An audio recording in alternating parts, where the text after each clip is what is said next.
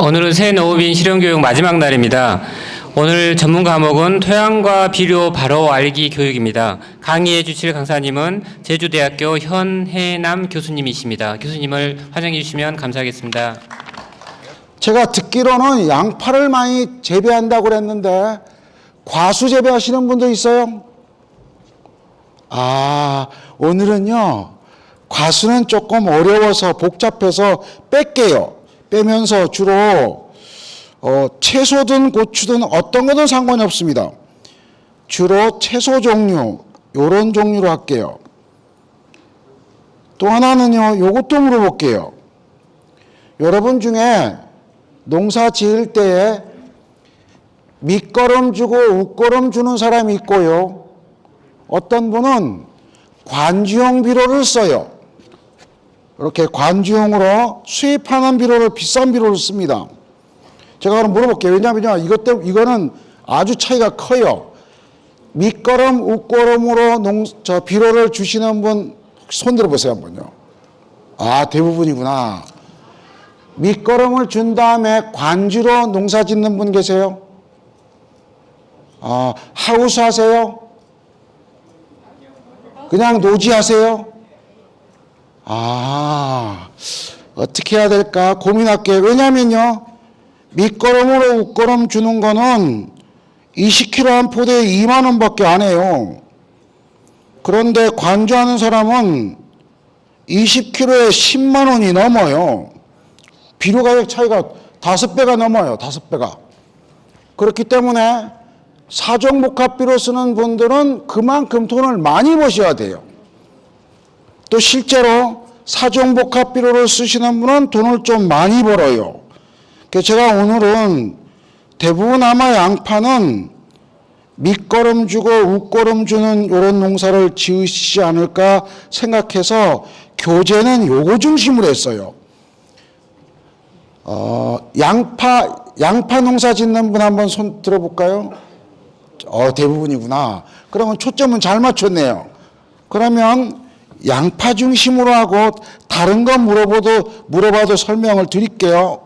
오늘 토양하고 비료에 대해서 얘기해달라고 숙제를 받았기 때문에 흙하고 비료에 대한 걸 조금 강의할게요. 그 다음은 제가 고민을 해요. 왜냐하면 다 하진 못해요. 여러분들 중에 혹시나 퇴비나 유기질 비료를 궁금해할까? 아니면 미생물 비료를 궁금해할까? 또 여러분 다른 작물하고는 다르게 양파나 파는 고자리 파리 피해가 커요. 커요, 안 커요? 커요? 그건 이거예요. 냄새나는 퇴비를 쓰면 100% 달라붙어요. 파리를 연구하는 사람이요, 이렇게 해서 알을 까요. 퇴비를 막 냄새나는 걸 갖다 놓으면 파리가 와서 다 알을 까요. 그러면 그 알을 갖고 연구를 하거든요. 근데 퇴비가 냄새가 안 나면 고자리 파리가 안 와요.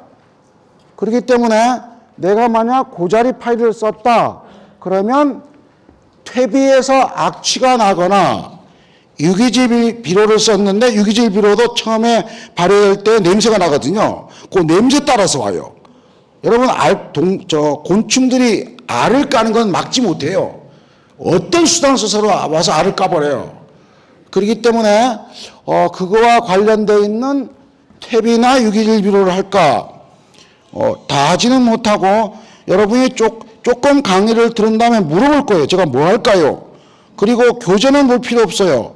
교재 없이 이해시킬 수 있게끔 한번 해볼게요. 그 다음은 요거예요. 요거. 마늘이나 양파 농사 지을 때 좋은 방법이 뭘까? 그리고 지난번에 제주도 온 분에게도 설명을 드렸고 무한농협에 강의할 때도 요거 있었어요. 마늘하고 양파 농사 지을 때 칼슘 유황 비료는 꼭 한 번씩은 쓰셔야 돼요. 가격도 싸요. 그리고 왜 칼슘하고 유황 비료를 쓰면 그 양파가 조금 단단한 느낌이 있고 껍질이 좀 주황색으로 나와요. 황이 들어있는 비료를 쓰면은 색깔이 좀 진하게 나와요. 그리고 칼슘이 들어있는 비료를 쓰면 뭐 좀 싱싱하다고 할까요? 좀 사각사각하다고 할까요? 저장성도 길어져요. 그래서 지난번에 그 무한농협에 강의할 때도 요거 설명해 달라고 요거만 하러 왔거든요. 다는 못할 거예요.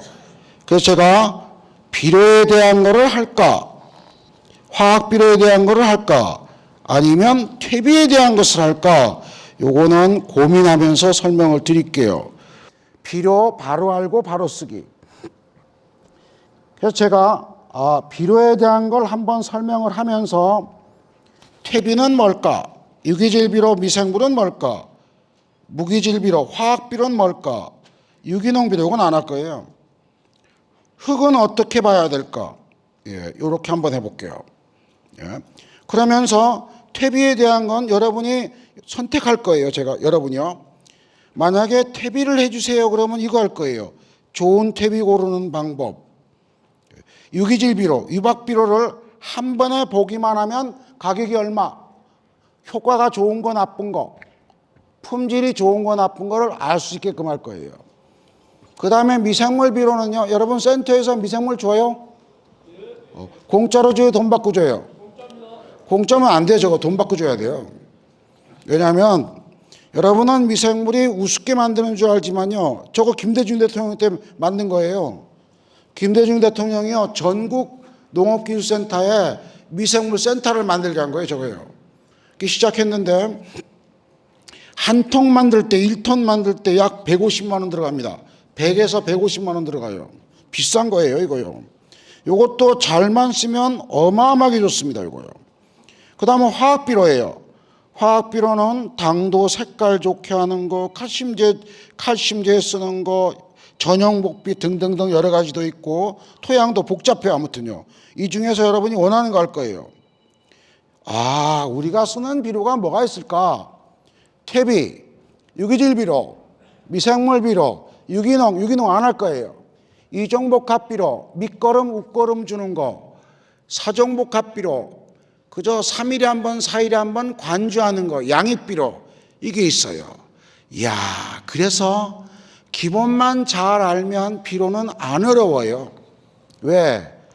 퇴비 잘 알고, 유기질 비료 잘 알고, 미생물 알고, 화학 비료만 알면 돼요. 그러나 원칙을 잘 모르면 그러면 되게 어려운 거예요. 저게요. 왜? 파는 사람마다 다 지금만 최고로 좋다고 합니다. 비료는 역할이 다 달라요. 비료가요. 자, 작물이 보면 뿌리가 있고 이파리가 있어요. 그런데 퇴비, 유기질 비료, 미생물은 뿌리 좋게 하는 거예요. 뿌리. 땅 속을 좋게 하는 거예요. 양파는 땅 속에서 크는 거네. 그래서 퇴비나 유기질 비료 둘 중에 하나 쓰면 돼요. 뭐 어느 게 좋다고 말하기 힘들어요. 미생물을 잘 쓰면 토양도 좋아지고 뿌리도 좋아져요. 위에 있는 열매를 좋게 하려면 화학비료를 써야 돼요. 화학비료는 토양하고는 관련이 없어요. 오히려 단감 농사 지으면 당도 높이려면 어떻게 하면 돼? 그건 화학비료예요.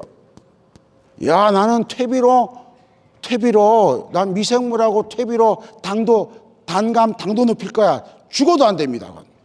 그건 안 되는 거예요. 우리가 입는 옷이 바지가 있고 웃도리가 있는 것처럼 비료도 용도가 달라요. 볼게요. 퇴비는 발효식품이에요. 발효시킨 거예요. 저거요. 6개월 동안 발효시킨 거예요. 유기질 비료는 신성식품이에요. 미생물은 살아있는 생물이에요. 그렇기 때문에 죽으면 말짱 황이에요. 센터 미생물을 아무리 잘 만들어도 가져가서 죽어버리면 끝이에요. 화학비료는 아주 복잡해요. 좀 이따 얘기할게요. 그래서 역할이 다른 거예요. 이거 멀어가지고 왔다 갔다 하는, 오늘 다리 아프겠네. 나 자전거 타면서 힘들었는데 오늘. 이거예요. 이거. 퇴비는요 가격이 비슷비슷해요. 요거는 4,000원, 5,000원, 요건 6,000원, 5,500원, 6,500원, 요거밖에 차이가 없어요. 그렇기 때문에 퇴비는 같은 값이면 좋은 것만 사면 돼요. 그런데 저 사람은 4,000원짜리 샀고 나는 6,000원짜리 살 거야. 6,000원짜리가 좋은 줄 아세요? 아닙니다. 제가 그런 거 예로 설명해 달라면 할 거예요. 여러분, 돈에 따라서 퇴비는 좋고 나쁜 게 아니에요. 퇴비는 무조건 냄새예요. 냄새가 흙냄새 나면 3,000원짜리도 최고로 좋은 거, 8,000원짜리 퇴비도 똥냄새가 나면 그건 2,000원짜리보다 못한 거. 그래서 퇴비는 무조건 냄새예요. 유기질비료, 유박비료 쓰시는 분이 있어요? 저거 할까 말까 해서요. 있어요? 유기질비료는요, 기름을 짠 다음 그대로 원료로 포대에다 넣어서 만들어요. 그렇기 때문에 원료가 비싼 원료도 있고 싼 원료도 있어요. 그러면 싼 거는 7,000원, 8,000원, 비싼 거는 15,000원, 2만원. 그러면 7,000원짜리는 7,000원 주고 15,000원짜리는 15,000원 주고 2만원짜리는 2만원만 주면 아무런 문제 없는 거예요. 그러나 내가 잘 모르면 7,000원짜리를 15,000원 주고 사는 거예요. 그것만 안 하면 돼요. 미생물은 조금 전에 얘기했던 것처럼 죽으면 말당 황이에요. 여러분, 젓갈이요, 이거 젓갈 먹어야 돼? 먹으면 안 돼? 어떻게 알아요, 젓갈은? 예? 냄새로 봐요? 맛으로 봐요?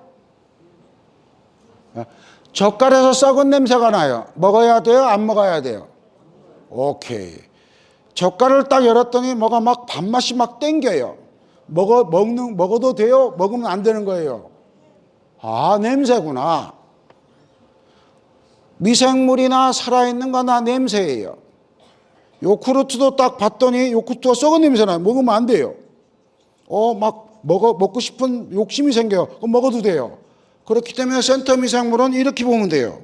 딱 가져갔더니, 난 가져가서 3일밖에 안 돼서 뚜껑을 열어보니까 냄새가 나요. 악취가 나요. 그럼 쓰면 안 돼요.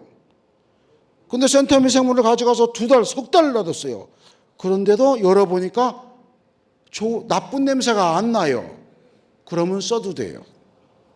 즉, 미생물이 관여한 거는 다 냄새로 봐요. 화학비료는 되게 복잡해요. 화학비료는 좀 이따 설명할 거예요. 그래서 유기질 유박비료는 원료가 무엇인지를 봐야 돼요. 원료는 보증표에 써 있어요. 미생물은 살았는지 죽었는지를 보면 돼요. 감사합니다. 그러니까 살았는지 죽었는지는 냄새로 나타나요. 왜? 미생물은 죽으면 악취가 나요. 퇴비도요, 나쁜 거는 냄새로 나요. 여러분, 사람도요, 식당에 갔는데 막 음식에서 막 썩은 냄새가 나요. 안 먹잖아요. 양파 키울 때도 썩은 냄새 나는 거 주면 양파가 병이 들어요. 여러분, 토양에 오는 병은 시드름병, 썩은 병, 뿌리옥병, 여러 가지 병들은 100% 퇴비에서 옵니다. 다른 데서 안 와요. 절대 안 와요. 이러기는 해요. 물이 흘러가면서 병균이 있는 물이 이동을 해서 우리 밭을 병들게 만들긴 해요. 그렇지만 농약 뿌리면 농약에는 병균 없습니다. 화학비료에다 토양병균 집어넣으면 병균 죽어버려요. 못 살아요. 유기질비료는 조금 의심돼요. 그런데 퇴비는 병균이 드글드글합니다. 그래서 악취가 나면 병균이 있다고 생각해야 돼요. 여러분, 쓰고 있는 퇴비는 냄새가 나요, 안 나요? 나요? 간단합니다. 원리만 알면 퇴비 200포대, 300포대 10분이면 냄새 안 나게 할 수 있어요. 와, 나 사왔는데 기가 막히게 좋은 퇴비야. 그래도 잘못 보관하면 금방 썩어버려요. 그것도 설명하라면 하고 가만히 있으면 안 할 거예요. 퇴비는요, 그래서 냄새로 봐야 돼요. 다른 거 필요 없어요. 냄새예요. 유기질비료, 유박비료는 원료를 봐야 돼요. 미생물도 냄새로 봐야 돼요. 그렇구나. 그런데 퇴비는요, 만드는데 되게 많이 걸려요, 시간이. 가축분을 넣고 톱밥을 넣고 이것 넣고 저것 넣고 막 교반도 시키고 창고에 저장해서 5개월 내지 6개월이 지나야만 완전한 퇴비가 돼요. 왜 그럴까? 모든 발효식품은 5개월 내지 6개월이 있어야 돼요. 젓갈도 5개월 있어야 맛이 나요. 간장도 5개월 있어야 돼요. 된장도 5, 6개월 있어야 돼요.